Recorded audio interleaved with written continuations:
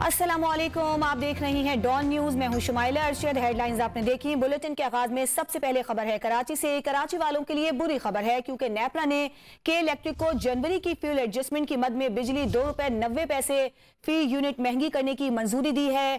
के इलेक्ट्रिक ने बिजली ₹3.40 फी यूनिट महंगी करने की दरखास्त की थी। इस पर बात करेंगे डॉन न्यूज के नुमाइंदे ताहिर शेरानी से। ताहिर, क्यों बिजली महंगी की गई है?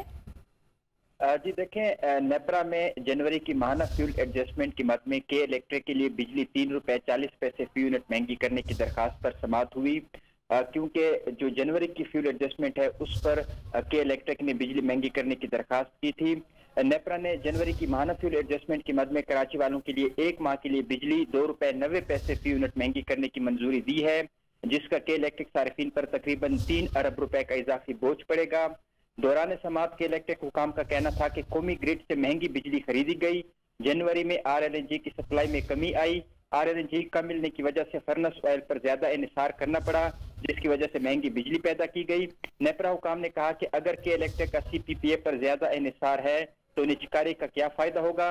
के इलेक्ट्रिक हुकाम ने दौरान समाअत कहा कि के इलेक्ट्रिक की 1800 मेगावाट बिजली पैदा करने की सलाहियत है। रवा माह मार्च में 900 मेगावाट का मंसूबा शुरू किया जाएगा। चेयरमैन नेपरा ने कहा कि गैस की कम प्रेशर का मामला जल्द हल होता हुआ नजर नहीं आ रहा। इसी दौरान नेपरा हुकाम ने यह भी कहा कि कम गैस मिलने के बाद सार्फिन को 30 करोड़ रुपए इजाफी अदा करना पड़ेंगे। के इलेक्ट्रिक हुकाम ने कहा कि के इलेक्ट्रिक को गैस फरामी के लिए सुई सदन को मजीद सरमायाकारी करना है। कोशिश है कि सुई सदन के साथ मामला जल्द तय पा जाए। ताहिर शेरानी, बहुत शुक्रिया। ताज़ा तरीन वीडियोस के लिए हमारा YouTube चैनल सब्सक्राइब करके बेल आइकन प्रेस करिए ताकि आपको मिले हर अपडेट सबसे पहले।